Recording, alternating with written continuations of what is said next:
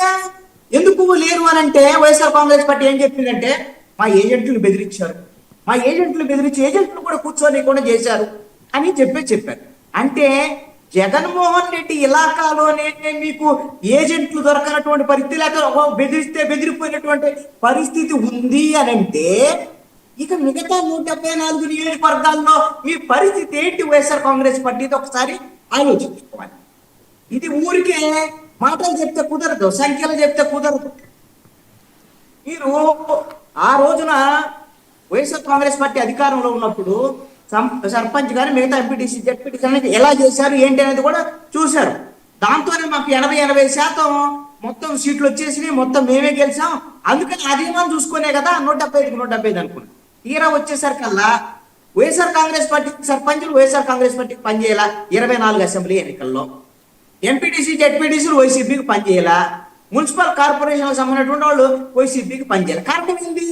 వాటి మొత్తాన్ని నిర్వీర్యం చేశాడు జగన్మోహన్ రెడ్డి, కాబట్టి పనిచేయాల. ఇప్పుడు ఉన్నటువంటి పరిస్థితి గురించి నేను చెప్తాను. ఏంటి అంటే ఇప్పుడు ఈ రోజున చెప్పినట్టుగా శ్రీకాంత్ గారు చెప్పినంత ధైర్యము జగన్మోహన్ రెడ్డి దగ్గర లేదండి. మీరు ఎప్పుడైతే పులివెందల ఒంటిమిట్ట జరిగినటువంటి వెంటనే జగన్మోహన్ రెడ్డి మాట్లాడాడు, ఏమన్నా తెలుసా, ఇలా ఎన్నికలు జరిగితే కుదరదు, సెంట్రల్ గవర్నమెంట్ నుంచి పారామిలిటరీ బలగాలు తీసుకొస్తే తప్ప ఎన్నికలు కుదరదు, మళ్ళీ ఎన్నికలు రద్దు చేసి మళ్ళీ ఎన్నికలు పెట్టండి, కేంద్ర పారామిలిటరీ బలగాలు రావాలండి.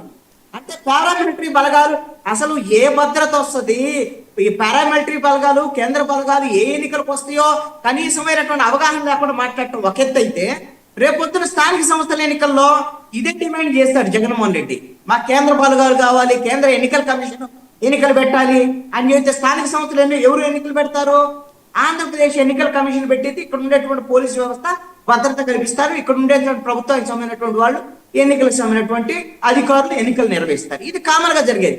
ఈ ఒక్క సాగుతోనే రేపొద్దున ఎన్నికల్ని బాయ్కాట్ చేసేటువంటి నిర్ణయానికి జగన్మోహన్ రెడ్డి రావచ్చు. ఎందుకు ఈ మాట చెప్తున్నా అంటే, ఎందుకు మీరు ఎలా నిర్ణయానికి వస్తారు అంటే, 1.5 సంవత్సరం కాలంలో జగన్మోహన్ రెడ్డి కేంద్రంగా జగన్మోహన్ రెడ్డి బల ప్రదర్శనలో జగన్మోహన్ రెడ్డి రావటము, జగన్మోహన్ రెడ్డి చుట్టూ సీఎం అని అరవటము, రప్ప అనేటువంటి ఫ్లెక్సీలు తప్ప ఏ ప్రోగ్రాం చేశారండి? క్షేత్రస్థాయిలో ఏ ప్రోగ్రాములు జరిగినాయండి? 4 రైతువారి ప్రోగ్రాములు జరిగాయి, ఆ రైతులకు సంబంధించినటువంటి సమస్యల మీద వెళ్ళాడు. మిగతా ఎక్కడైనా సరే అసలు క్షేత్రస్థాయి ప్రజలకు సంబంధించినటువంటి సమస్య మీద వైఎస్ఆర్ కాంగ్రెస్ పార్టీ నాయకులు వాళ్ళు చేసినటువంటి పని, వాళ్ళకు అప్పు చెప్పినటువంటి పని ఏమైనా ఉందా? జగన్మోహన్ రెడ్డి నేరుగా ఈ జైలు చేయనండి, ఆయన ఏదో ఒక యాత్రలు చేయనండి, ఆయన కేంద్రంగా జరిగినటువంటి కార్యక్రమాలే. మీరు అందుకనే కోటి సంతకాల గురించి కూడా మీరు ప్రస్తావన చేశారు. కాబట్టి జగన్మోహన్ రెడ్డి ఎప్పుడైతే మెడికల్ కళాశాలల ప్రైవేటీకరణకు సంబంధించినటువంటి అంశము ప్రజల్లో కూడా కొంత వ్యతిరేకత వచ్చింది ప్రభుత్వ నిర్ణయ పీపీపీకి సంబంధించినటువంటి విషయంలో. ఎప్పుడైతే జగన్మోహన్ రెడ్డి మిగతా పార్టీలని లేకపోతే మిగతా సమాజాలని పౌర సమాజాన్ని కలుపుకొని ముందుకెళ్లేటువంటి పరిస్థితి ఉంటే ఖచ్చితంగా ప్రభుత్వం మీద ఉండేటువంటి వ్యతిరేకత వైఎస్ఆర్ కాంగ్రెస్ పార్టీకి ఉపయోగపడేది. దీంట్లో కూడా ఇది వైఎస్ఆర్ కాంగ్రెస్ పార్టీకే క్రెడిబిలిటీ రావాలి.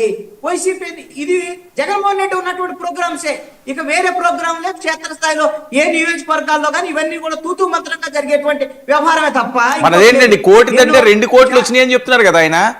అందుకనే నేను కొన్ని నియోజకవర్గాల్లో పరిశీలించి నా తప్పని శ్రీకాంత్ గారు అంటే అనొచ్చేమో, నేను కొన్ని విమర్శలు కూడా విన్నాను ఎంతో కొంత. ఏదైతే పోలింగ్ సంబంధించినటువంటి ఓటర్ల లిస్టు పెట్టుకొని ఈ ఓటర్ల లిస్టుల వారీగా దాంట్లో ఫోన్ నెంబర్లు వివరాలు కూడా ఉంటాయి. ఆ విధంగా ఈ విధమైనటువంటి కోటి సంతకాలకు సంబంధించినటువంటి కార్యక్రమం జరుగుతుంది అనేటువంటి విమర్శ కూడా ఈ రోజు ఉంది. ఎందుకంటే కోటి సంతకాల సేకరణకు పిలిపించింది ఎలా? ఎక్కడో ఒక చోట బజార్లో ఒక టెంట్ వేసి అది ఆ వార్డులో కావచ్చు, లేకపోతే నియోజకవర్గంలో కావచ్చు, మండల కేంద్రంలో కావచ్చు, నిరంతరంగా జరగాలి. అది ప్రజలందరికీ కనపడిద్ది. ఎవరు సంతకాలు చేస్తున్నారు ఏమిటి అనేటువంటిది తెలుగుదేశం వాళ్ళు పోతున్న వాళ్ళకి కనపడిద్ది, జనసేన వాళ్ళకి కనపడిద్ది, మీలాంటి వాళ్ళకి మాలాంటి వాళ్ళకి కూడా మీడియాకు కూడా కనపడిద్ది. పోనీ సాక్షుల్లో అయినా సరే అలాంటి ఏమైనా కోటి సంతకాలు ఇదిగో విజయవాడ లెనిన్ సెంటర్ లో సేకరిస్తున్నారు, లేకపోతే ఇక్కడ గుంటూరుకు సంబంధించినటువంటి జిన్నా పవర్ లో సేకరిస్తున్నారు, అలాంటి వార్తలను ఉండాలి కదండి కనీసం. అవి కూడా లేనటువంటి పరిస్థితి. కాబట్టి ఇప్పుడు రేపొద్దున గవర్నర్కి ఇచ్చేటప్పుడు అది 1 కోటి ఉంటాయా, 1.5 కోటి అంటే 2 కోట్లు ఉంటాయా, ఈ సంఖ్యని చూపించినందువల్ల వచ్చే ప్రయోజనం అనేటువంటిది లేదు.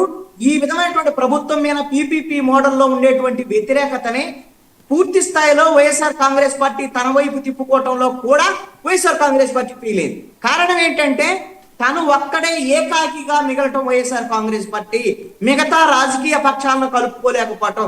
CPM, CPI, Aam Aadmi party, ఇతర పార్టీలు చాలా ఉన్నాయి, చిన్న పార్టీలు, బిఎస్పీ ఇలాంటివి ఉన్నాయి, వాళ్ళు కూడా వ్యతిరేకిస్తున్నారు పిపిపి సంబంధించినటువంటి విధానాన్ని.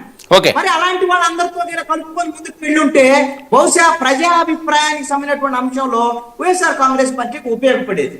ఇక ఫైనల్ గా ఒకటండి, ఇక జన సైనికుడు, జనసేన అని ఇక వైఎస్ఆర్ కాంగ్రెస్ పార్టీకి హెచ్చరికలు జారీ చేస్తున్నారు. ఇవన్నీ కూడా అంటారు. ఇలాంటి హెచ్చరికలు, సినిమా డైలాగులు నేనేమనంటే సుజాత గారి కోపం వస్తుంది, కానీ నేను ఒకటి అడుగుతానండి పవన్ కళ్యాణ్, మీ హెచ్చరికలన్నీ కూడా మీ సినిమా డైలాగులాగా మాటలుగా వద్దు. మీకు ఆల్రెడీ మీ చేతుల్లో వైఎస్ఆర్ కాంగ్రెస్ పార్టీకి సంబంధించినటువంటి వాళ్ళ కుంభకోణాలు, మొన్న స్పెషల్ ఫ్లైట్ వేసుకొని మొన్న వెళ్ళాడు కదా పవన్ కళ్యాణ్, వీడియోలు కూడా తీశాడు కదా. ఇప్పటికి ఏమైంది, ఒక 20 రోజులు ఏమవుతుంది. ఇది సంవత్సరంన్నర నుంచి నలుగుతున్నటువంటి అంశం. చంద్రబాబు నాయుడు కూడా పెద్దిరెడ్డి మీద అది ఇది అని చెప్పాడు, నారా లోకేష్ చెప్పాడు, మొత్తం కేబినెట్ అంతా చెప్పింది, పోలీసులు అందరూ పంపించారు. సంవత్సరం అనేది ఏం చేయాల్సలా, ఈయన స్పెషల్ ఫ్లైట్ వేసుకొని ఆ రోజున వీడియోలు తీస్తే ఏం చేస్తాడని చెప్పేసి నేను కూడా విమర్శించాను. నేనేమంటాను అంటే మాటలు వద్దు, చేతలు చూపించండి. అది కూడా కక్ష సాధింపు వ్యవహారాలు ఇవన్నీ అక్కర్లేదు. వాళ్ళు తప్పులు చేశారు, దొరికిపోయారు, అనేకమైన కుంభకోణాలు ఉన్నాయి, వైట్ పేపర్స్ మీరే రిలీజ్ చేశారు, వచ్చిరండి, ఆధారాలు ఉన్నాయి, వాళ్ళని కేసులు పెట్టండి, అరెస్టు చేయండి అని నేను చెప్తున్నా. మాటలు ఎందుకు, వాళ్ళని బెదిరించడం ఎందుకు, సినిమా డైలాగులు ఎందుకు? ఒకటే అడుగుతున్నా, పెద్దిరెడ్డిని ఎప్పుడు అరెస్ట్ చేస్తున్నారో చెప్పానండి, ద్వారంపూడి చంద్రశేఖర్ రెడ్డిని ఎప్పుడు అరెస్ట్ చేస్తున్నారో చెప్పానండి. మొత్తం మీద లిస్ట్ ఉంది కదా, ఎవరైతే ఉన్నారో జగన్మోహన్ రెడ్డి దగ్గర నుంచి అందరూ, జగన్మోహన్ రెడ్డి చుట్టూ ఉన్న కోటరీ అంతా అందరూ కుంభకోణాల్లో ఉన్నవాళ్లే. మరి వాళ్ళందరికీ అరెస్ట్ జరిగితే ఆయన చెప్పాలి తప్ప ఈయన అక్కడ పిఠాపురం పోయినా లేదా గోదావరి జిల్లాకు పోయినా ఎక్కడికి పోయినా సినిమా డైలాగులతో మాటలతో చెబితే. కృష్ణాంజనేయులు గారు సినిమా డైలాగులు మాట్లాడింది జగన్మోహన్ రెడ్డి గారు గ్యాంగ్ అండి, రప్ప రప్ప అని మాట్లాడింది. సినిమా డైలాగులు మాట్లాడింది జగన్మోహన్ రెడ్డి గారు. ఒక్క నిమిషం అండి, మీరు సినిమా డైలాగులు మాట్లాడొద్దు అంటున్నారు కాదండి, మీరు సినిమా డైలాగులు మాట్లాడొద్దు అంటున్నారు. కానీ కృష్ణాంజనేయులు గారు ఒక సబ్మిషన్ అండి, ఒక చిన్న సబ్మిషన్ వినండి. మీరు సినిమా